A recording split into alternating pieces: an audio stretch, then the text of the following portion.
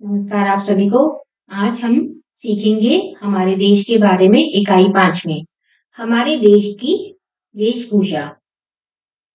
अरुणाचल प्रदेश हमारे देश में, जैसा सभी लोग जानते हैं कि हमारे देश में अलग अलग तरीके के वस्त्र पहने जाते हैं। अलग अलग राज्यों में अलग अलग तरीके के वस्त्र पहने जाते हैं, भाषाएं बोली जाती हैं। उसी के बारे में हम इस यूनिट में, इस इकाई में पढ़ेंगे। जैसे पहले दिखा रखा है कि अरुणाचल प्रदेश में किस तरीके के वस्त्र पहनते हैं, ऐसे ही पश्चिम बंगाल में, पंजाब में, तमिलनाडु, कश्मीर और नागालैंड। अब हम पाठ शुरू करते हैं। पाठ नंबर 12 भारत के राष्ट्रीय चिन्ह। यह पाठ हमारे देश के राष्ट्रीय प्रतीकों के प्रति सम्मान का भाव जगाता है। इस पाठ में हमारे विभिन्न राष्ट्रीय प्रतीकों के बारे में बताया गया है। आइए पाठ पढ़ते हैं। इस पाठ में हमारे देश के अलग अलग जो चिन्ह हैं या राष्ट्रीय प्रतीक हैं, उनके बारे में बताया गया है। उनके बारे में हम पढ़ेंगे और सीखेंगे। भारत एक स्वतंत्र देश है। यह देश बहुत विशाल है। भारत में प्राचीन काल से एकता की परंपरा चली आ रही है। इस विशाल देश के संचालन के लिए एक संविधान अपनाया गया है। भारत एक स्वतंत्र देश मतलब आजाद देश है और यह एक बहुत बड़ा देश है। पुराने समय से ही भारत में सभी लोग एकता के साथ रहते हैं और इस देश को चलाने के लिए, ताकि यह देश आराम से बिना किसी रुकावट के, बिना किसी लड़ाई झगड़े के और हमेशा एकता के साथ चलता रहे, तो इसके लिए एक संविधान बनाया गया है। संविधान मतलब कॉन्स्टिट्यूशन बनाया गया है। प्रत्येक भारतीय, चाहे वह किसी भी प्रदेश का निवासी हो, अपने देश भारत पर गर्व करता है। जो भी भारत में रहता है, जो भी भारत का निवासी है, चाहे वो किसी भी राज्य में रहता है, वह अपने देश पर गर्व करता है। विश्व के सभी स्वतंत्र देशों का अपना राष्ट्रध्वज, राष्ट्रगान एवं राष्ट्रीय प्रतीक चिन्ह होता है। यह हमारे देश की एकता को मजबूत करते हैं। आइए अब हम इन तीनों के बारे में विस्तार से जानते हैं। जितने भी आजाद देश हैं, उन सबके अपने राष्ट्रीय ध्वज हैं, राष्ट्रगान है और राष्ट्रीय प्रतीक चिन्ह है। इन तीनों के बारे में हम इस पाठ में पढ़ेंगे। अब हमारा राष्ट्रीय ध्वज। बच्चों, हम प्रतिवर्ष स्वतंत्रता दिवस और गणतंत्र दिवस मनाते हैं। इन विशेष अवसरों पर राष्ट्र ध्वज फहराया जाता है। तुमने सरकारी भवनों पर इसे लहराते हुए अवश्य देखा होगा। विदेशों में हमारे दूतावासों के भवनों पर भी यही ध्वज फहराया जाता है। हम हर वर्ष स्वतंत्रता दिवस मतलब इंडिपेंडेंस डे और गणतंत्र दिवस मतलब रिपब्लिक डे मनाते हैं। इन अवसरों पर हमारे राष्ट्र ध्वज को फहराया जाता है और सरकारी भवनों जैसे पार्लियामेंट हाउस, इन सभी भवनों पर हमारे देश का झंडा लहराता रहता है। विदेशों में भी जहां पर भारतीय कार्यालय हैं, वहां पर यह ध्वज फहराया जाता है। इस ध्वज को 22 जुलाई 1947 को स्वीकार कर लिया गया था। भारत का ये जो ध्वज था, उसे 22 जुलाई को स्वीकार कर लिया गया था कि ये भारत का जो ध्वज है वह इस तरह दिखेगा, इस तरह रहेगा। राष्ट्रध्वज आकार में आयताकार होता है, मतलब जो हमारा राष्ट्रध्वज है वह आयतकार मतलब रेक्टेंगल शेप का होता है। इसकी लंबाई चौड़ाई का अनुपात 3:2 होता है। इसकी जो लंबाई और चौड़ाई 3:2 में होती है। यह ध्वज 3 समान पट्टियों में बटा होता है। हमारा जो राष्ट्रीय ध्वज है 3 पट्टियों में बंधा हुआ है और इन 3 पट्टियों की लंबाई और चौड़ाई एक समान है, इसलिए इसे तिरंगा कहा जाता है और इसलिए इसे तिरंगा कहते हैं। सबसे ऊपर केसरिया रंग की पट्टी होती है। इस रंग के पीछे एक लंबा इतिहास और परंपरा है। सबसे पहले केसरिया मतलब ऑरेंज रंग की पट्टी होती है और इसके पीछे भी एक इतिहास है। तुमने देखा होगा कि साधु सन्यासी केसरिया रंग के ही वस्त्र पहनते हैं। केसरिया रंग जागृति, शौर्य एवं त्याग का प्रतीक है। आपने अक्सर देखा होगा कि जितने भी साधु सन्यासी होते हैं वह केसरिया रंग के, ऑरेंज कलर के ही कपड़े पहनते हैं। केसरिया रंग किसका प्रतीक है? जागृति और शौर्य का और त्याग का। यह हमें देशभक्ति का स्मरण कराता है। ये केसरिया रंग हमें देशभक्ति की हमेशा याद दिलाता है। जागृति का क्या मतलब होता है? अपने कर्तव्य के प्रति जागरूक रहना, अपने कर्तव्यों को जानना, और शौर्य मतलब वीरता। केसरिया रंग हमें जागृति, शौर्य एवं त्याग का, इन तीनों चीजों का प्रतीक है। यह प्राचीन काल में सैनिक युद्ध भूमि में जाते समय केसरिया वस्त्र ही धारण करते थे। पुराने समय में जब सैनिक युद्ध भूमि में जाते थे तब वह केसरिया रंग के ही कपड़े पहनते थे। इस प्रकार तिरंगे का केसरिया रंग हमें वीरता, बलिदान तथा उच्च गुणों को बनाए रखने की प्रेरणा देता है। ध्वज के बीच की पट्टी सफेद रंग की है। सफेद रंग सत्य और पवित्रता का प्रतीक माना जाता है। जो बीच में सफेद रंग की पट्टी होती है ध्वज के, और सफेद रंग किसका माना जाता है? सच्चाई और पवित्रता का। पवित्रता मतलब प्योरिटी। सत्य को हमें अपनी भाषा और आचरण में अपनाना चाहिए और विचारों में पवित्रता बनाए रखनी चाहिए। हम जब भी बोले हमेशा सत्य बोले। हमारा व्यवहार हमेशा सत्यवादी ही होना चाहिए और हमारे विचार कभी भी दूसरों को ठेस पहुंचाने के लिए नहीं होने चाहिए। हमारे विचार दूसरों के प्रति हमेशा हित के बारे में सोचना चाहिए। तो इसलिए हमारे विचार पवित्र होने चाहिए। सत्य और पवित्रता को सभी धर्मों में स्वीकार किया गया है, और भारत देश में जैसे अलग अलग धर्म सब मानते हैं तो सभी धर्मों में सत्य और पवित्रता को स्वीकार किया गया है। यह रंग शांति का भी प्रतीक है। सफेद रंग शांति का भी प्रतीक माना जाता है। यह रंग हमें जीवन में सच्चाई, पवित्रता एवं सादा जीवन अपनाने की प्रेरणा देता है। सफेद पट्टी के नीचे हरे रंग की पट्टी होती है। हरा रंग जीवन में खुशहाली का प्रतीक है। हमारा देश कृषि प्रधान देश है। सफेद पट्टी के नीचे हरे रंग की पट्टी होती है और यह किसका प्रतीक है? खुशहाली का।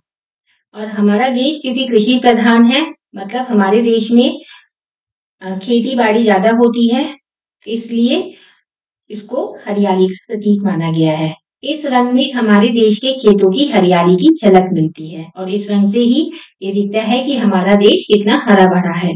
हरा रंग विश्वास का भी प्रतीक है और हरे रंग से विश्वास भी माना जाता है। सफेद रंग की पट्टी के बीच एक नीले रंग का चक्र है। इस चक्र का व्यास समूची सफेद पट्टी की चौड़ाई के बराबर है। इसमें 24 कमानियां हैं, तिल्लियां हैं। सफेद रंग की जो पट्टी के बीच में एक नीले रंग का चक्र होता है। इस सर्कल का जो डायमीटर होता है, डायमीटर मतलब व्यास, इसका जो डायमीटर होता है वो सफेद रंग की पट्टी के बराबर ही होता है और इसमें बीच में 24 लाइनें होती हैं जिसको हम तिल्लियां या कमानियां कहते हैं। इस चक्र की अपनी पृष्ठभूमि है। वाराणसी के पास सारनाथ में एक स्तंभ है। इसे सम्राट अशोक ने महात्मा बुद्ध के प्रथम उपदेश की याद में बनवाया था।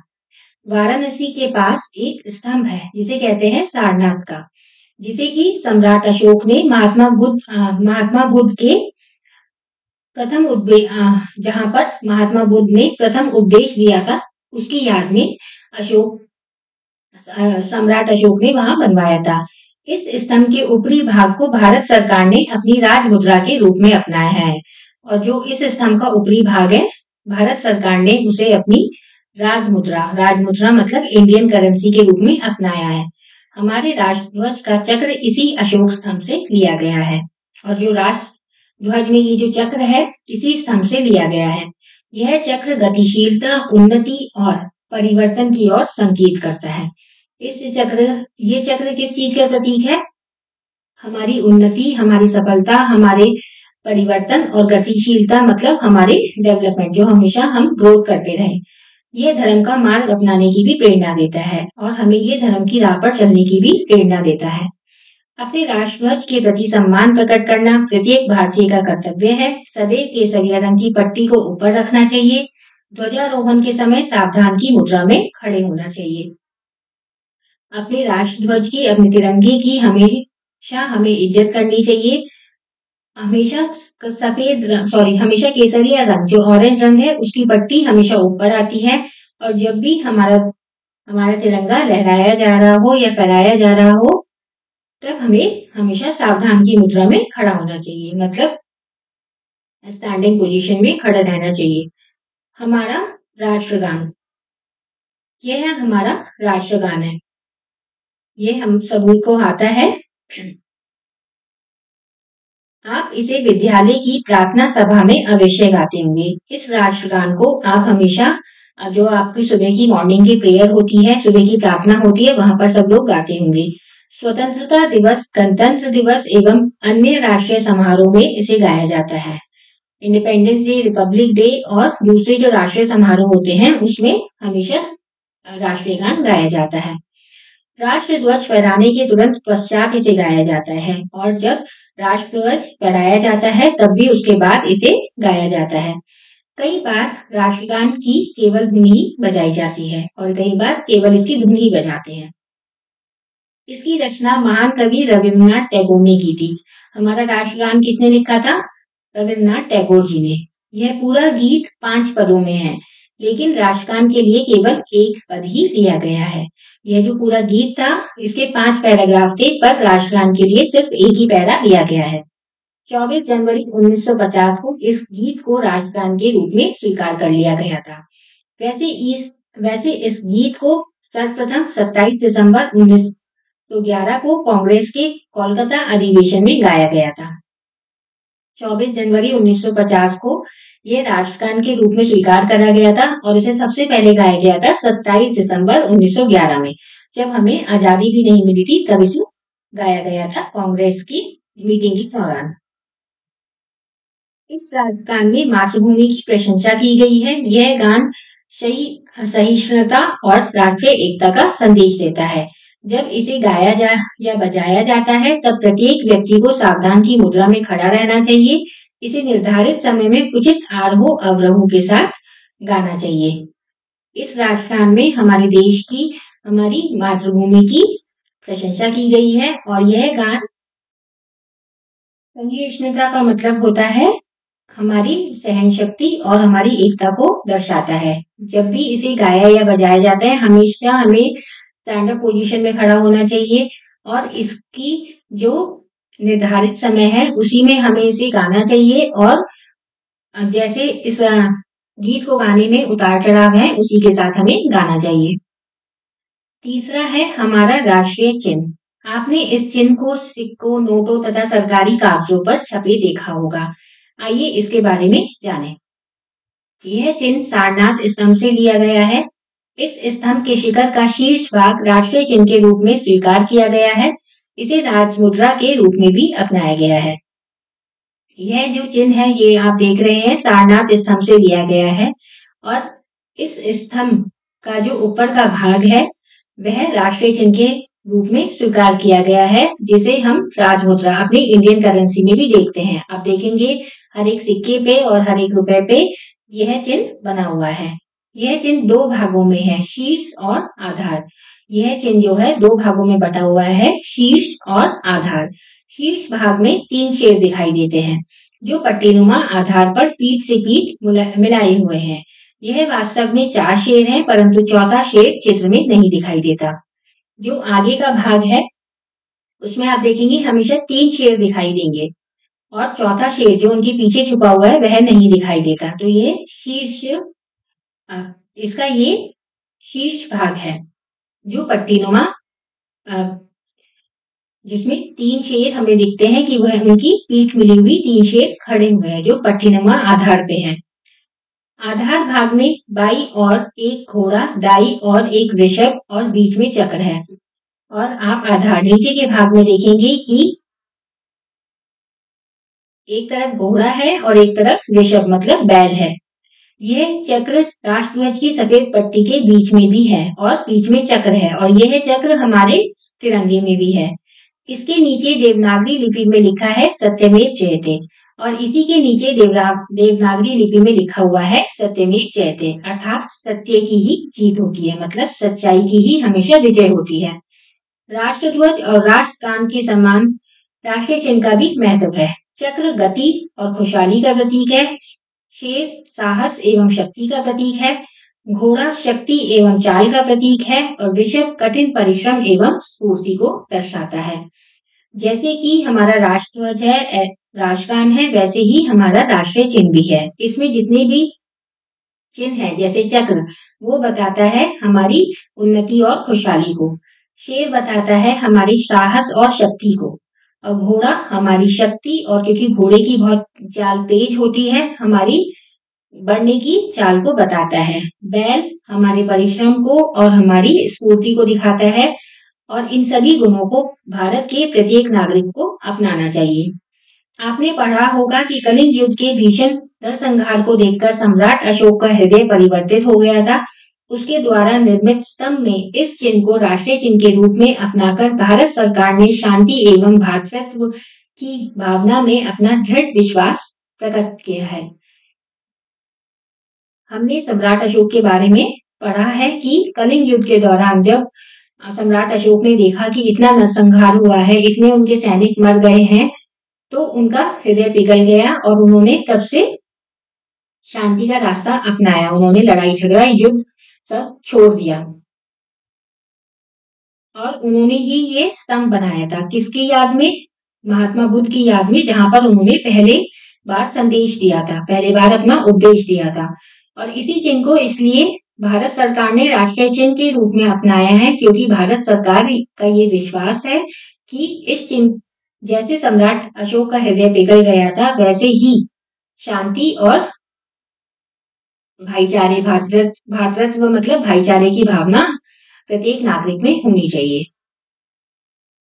अब हम शब्दार्थ पढ़ते हैं। संचालन, चलाना, शौर्य, वीरता, पवित्रता, शुद्धता, निर्धारित, तय, ऋषभ, सांड, भातृत्व, भाईचारा, जागृति, प्राचीन, जागृति, जागरण, प्राचीन, पुराना, गतिशीलता, चलते रहना, आरोह अवरोह, उतार चढ़ाव, प्रतीक, निशानी, और दृढ़, पक्का। अभ्यास पढ़ने का कौशल। शब्दों का उच्चारण कीजिए। स्वतंत्र, परंपरा, संचालन, संविधान, तिरंगा, पवित्रता, राष्ट्रगान, अधिवेशन, भीषण। पाठ ज्ञान। सही उत्तर पर सही का चिन्ह लगाइए। राष्ट्रीय ध्वज को डैश को ही स्वीकार कर लिया गया था। राष्ट्रीय ध्वज को कब स्वीकार कर लिया गया था? 22 जुलाई 1947 को। हमारे राष्ट्रीय ध्वज में कितने रंग की पट्टियां हैं? हमारे राष्ट्रीय ध्वज में 3 रंग की पट्टियां हैं। राष्ट्रगान को सबसे पहले डैश को कांग्रेस के कलकत्ता अधिवेशन में गाया गया था। कब गाया गया था? 1911 में, 27 दिसंबर 1911 में। राष्ट्रगान में प्रशंसा की गई है मातृभूमि की। हमारी मातृभूमि की राष्ट्रगान में प्रशंसा की गई है। राष्ट्रीय चिन्ह को कहां से लिया गया है? सारनाथ स्तंभ से। राष्ट्रीय चिन्ह में कठिन परिश्रम एवं स्फूर्ति को कौन दर्शाता है? ऋषभ।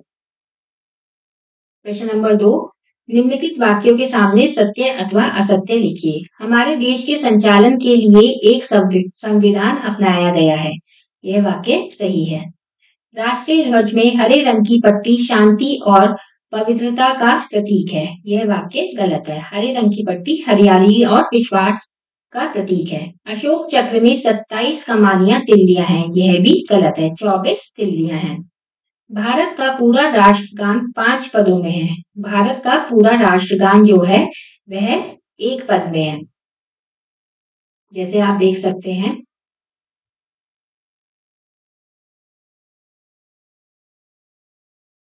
पूरा राष्ट्रगान हमारा जो पूरा राष्ट्रगान है वह 1 पद में है, और जो गीत जो रविन्द्रनाथ टैगोर ने लिखा था वह 5 पद में था, जिसमें से 1 पद बस लिया गया है।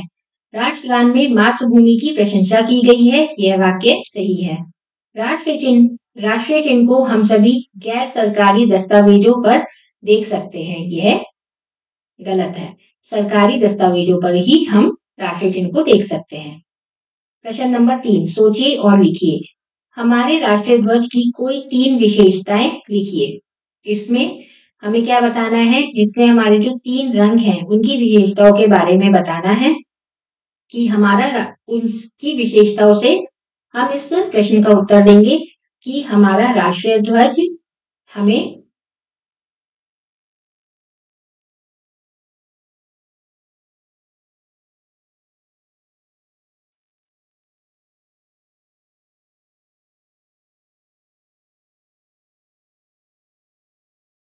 हमारा राष्ट्रीय ध्वज हमें वीरता, बलिदान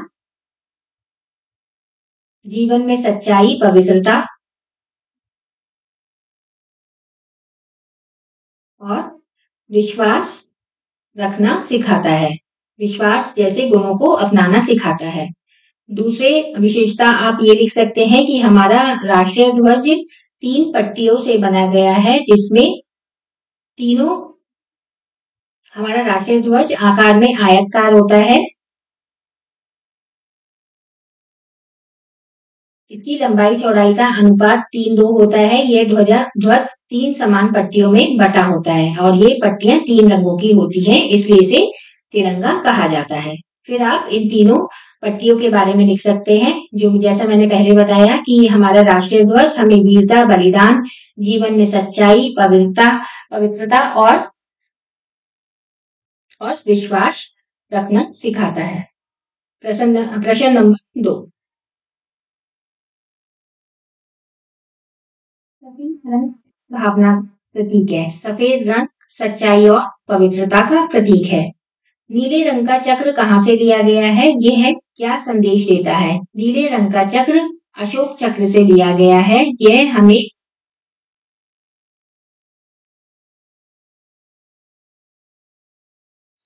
यह चक्र हमें गतिशीलता, उन्नति और परिवर्तन की ओर संकेत करता है।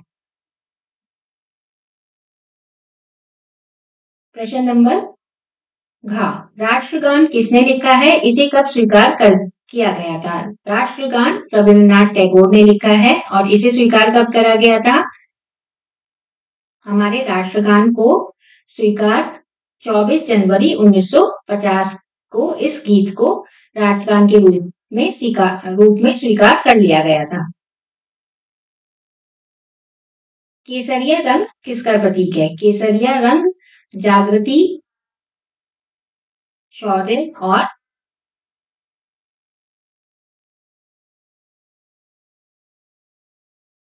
त्याग का प्रतीक है। केसरिया रंग जागृति, शौर्य एवं त्याग का प्रतीक है। यह हमें देशभक्ति का स्मरण कराता है। इसी के साथ यह पाठ यहाँ पर समाप्त होता है। धन्यवाद।